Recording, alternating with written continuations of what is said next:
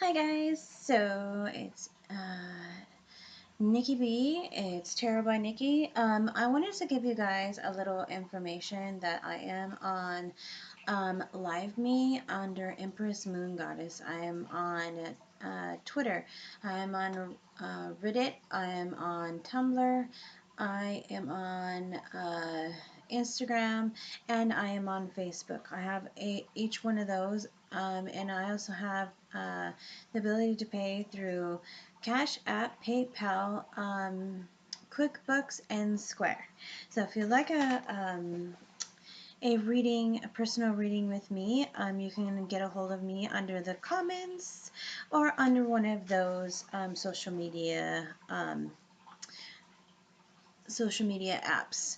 The most of them I'm on under EmpressMoonGoddess, but you can also reach me under Tarotby Nikki.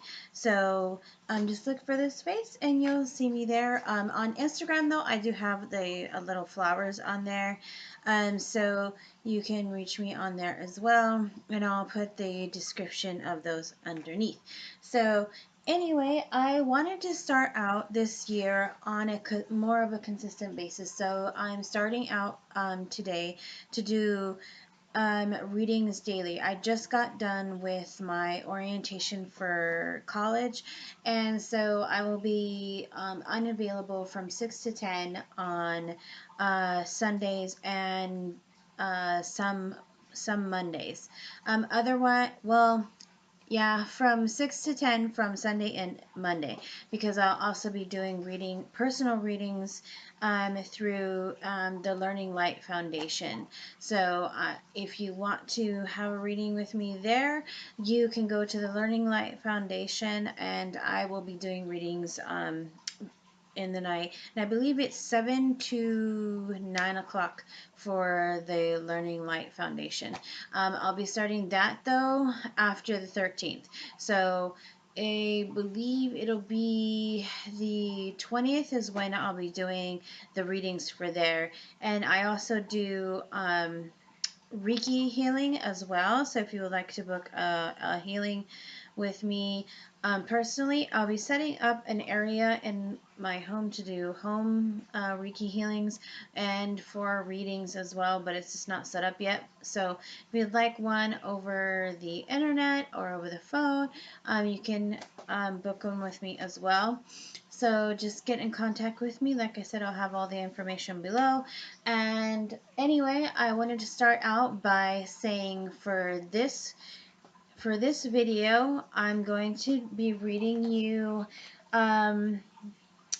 I'm going to start topics.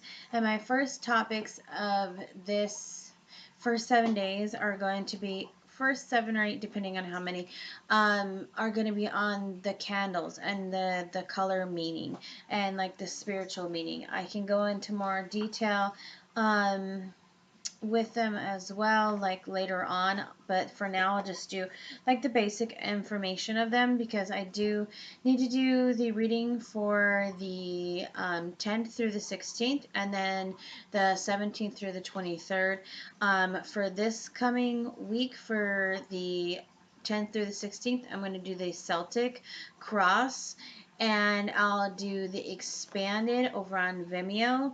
And then I also am going to do a full reading tomorrow for the full moon as well. So that'll be like the this the 16th through, or excuse me, the 10th through the 16th for the Celtic, and then I'll just from there I'll do like different daily ones. Okay, so anyway, so I wanted to let you guys know today I'm going to be reading letting you guys know about what the candle meaning of the red candle is. And the very first thing is it's ruled by Mars.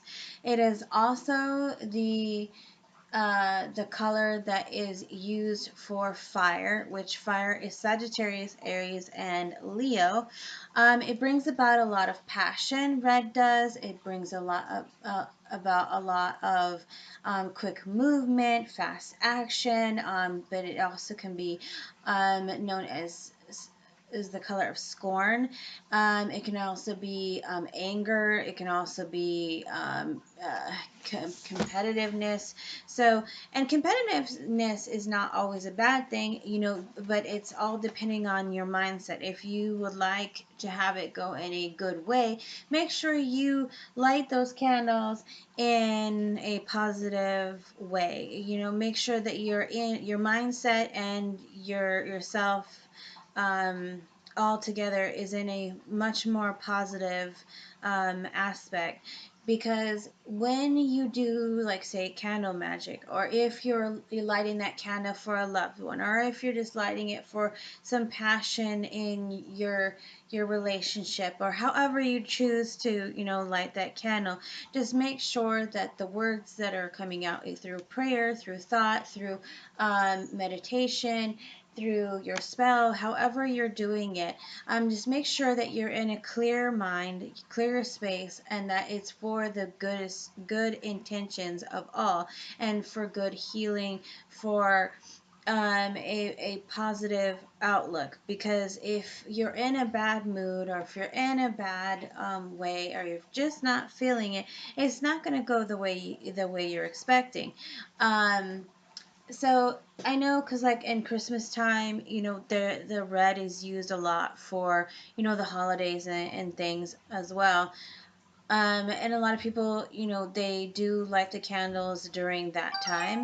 But there's also a lot of, excuse my phone, but there's also a lot of other meanings and different times of the year that you can light a red candle. I always have them. I have every single color almost on my desk area, my altar area, because I light incense as well.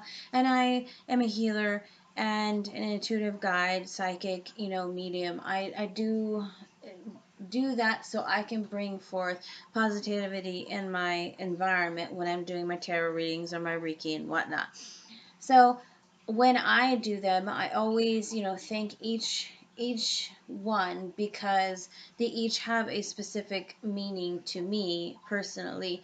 You know, like fire itself can be very dangerous. So if you're not careful, you know, you can burn yourself. You can literally, you can burn yourself, or you can, you know, burn yourself in what you're thinking. You know, if you're, again, if you're not doing things in a positive way, then, you know, you're going to get back negative reactions. So for every reaction, for every action there is a reaction. So if you're saying this is, I'm stupid, what's going to happen? You know, you're going to eventually start thinking that you are. So when you're doing something, it's your wording, it's your thought process, it's how um, you're thinking all together. So that's one way of, you know, of the candles that I use them, you know, as through positivity. So every time that I light them, I make sure that there's always, like, you know, the positive thought or the positive action, that when I'm lighting that candle, it's for the greater good of my readings to people, or to my prayer, or to call, you know, towards my angels and guides, or, you know, the past loved ones, because I'll do a candle ritual for them. um, you know, at certain times, like the new moon and the full moon, I do little rituals also for prosperity and love, and happiness and joy, and, you know, thanking the spirits, and all of that stuff. There's so many different ways that you can use your candles.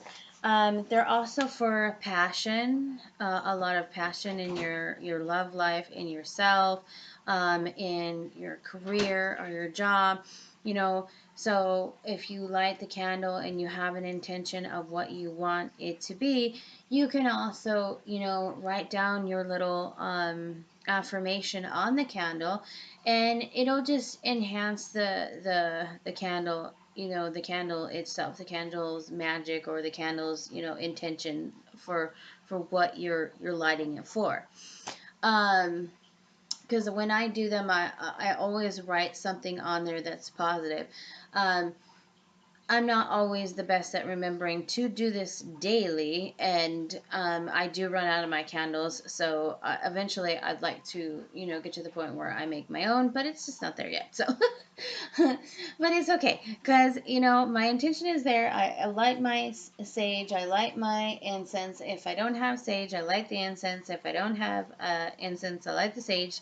And then in between, when I have all my candles, I light all my candles as well, and I do a little um, a meditation and a uh, positive affirmations, and just calling on my angels and guides and spirit, and um, just all that is supposed to be coming towards me to help me guide, my readings and the Reiki. So when you're doing, your candles, you can also put them by, your ancestors or the lost ones, for love. Just make sure every time, again, you're lighting it for them and not for yourself, because then that becomes a lustful intention instead. And yes, lust sometimes gets considered just of, a lover, and it's not. You can lust over anything. You can lust over a candle. You can lust over, an electronic, because you're just like, I want that. It's like, you know, and it's just allowing yourself to step back from that. Know that that candle or that thing that you are um, praying over or thinking about or giving positive affirmation, or you know asking your guides and spirits to come towards, it's for the greater good. Again, it's for a positive outlook. So when you have say your person there, and you have those candles lit, because I just lost my brother in September, and there's candles around my brother, and it's every time it's lit, it's to give that I love you, I miss you, but it and even though it's painful and you miss that person, you're just wishing them after death well, wherever they're at, wherever they're going, whatever their next journey is, you're wishing them well. You're giving them the love and that connection to them through the flame. And with the candle, with your lost loved one anyway, it's when you light a candle for someone, it's literally lighting the way. It's literally giving that light of, um like sailors, they used to light the candle to in the window to have them come back. There's just so many different meanings to candles, so I'll go over that later. You can also use it for strength, um, to give you energy. You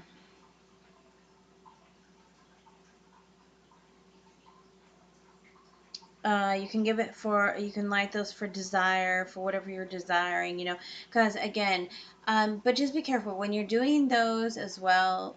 Just make sure you understand that when you light a red candle, it is fast moving. Fire is the color red is symbolizing fire, is symbolizing Sagittarius, Aries, Leo. Not to go into those, but that's a whole nother aspect. But it's literally saying that that's going to go fast. So whatever you don't want to really go fast, make sure that you light it in a different color, or make sure you have a different color next to it and say, okay, I want this love, but maybe have a green one next to it, but I want it to be a little slower, I want it to be more stable, because you don't just want it to come in and go by, because who wants love to come in and just go quickly away, right? So, it's also like in a Christian or Catholic aspect, it's the blood of Christ. So when you light that, like the red candle, it's like literally symbolizing that. There's just many, I'm not going to go into the religious aspects because I'm a spiritual spiritually open woman to a lot, so I don't go into the religious form of it all. But that was just one of the things that I had noticed as well, to touch on that. You can use it for your career. You can use it for healing of people and animals. So again, I'll go over each color of the candles, and then I'll start going into it more um, detailed information about the candles themselves, and possibly go into like what each religion,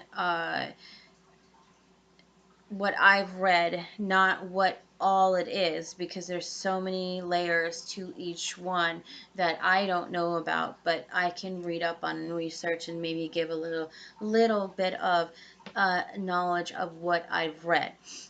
So there again, because like with the red candle, there's so many different things that you can do with it. There's so many different meanings to it. I'm just giving you a little snippet of what I have read, and what I have written down, and what I know of them to be used for. Um, so that's about it on the red candle. Again, I'll put all the information below on what my social media is, and how to get in contact with me to book your personal reading and or your Reiki healing. I am a Reiki master practitioner. I have one more class to become a Reiki master teacher. And at this very moment, I am taking intuitive guide. So I will also be after, I believe it's 6 to 9 months. Don't quote me on the months. I have totally forgot. But it's by the end of this year anyway, I'll be a certified diploma in intuitive guidance. So through angels and just in general. So just to let you know that. And then I'll be pushing forward through something else.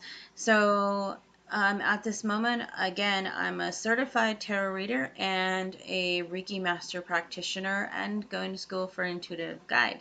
So if you'd like to, again, book a reading with me or a healing session, I'm more than happy to do so. So talk to you later, guys. Bye.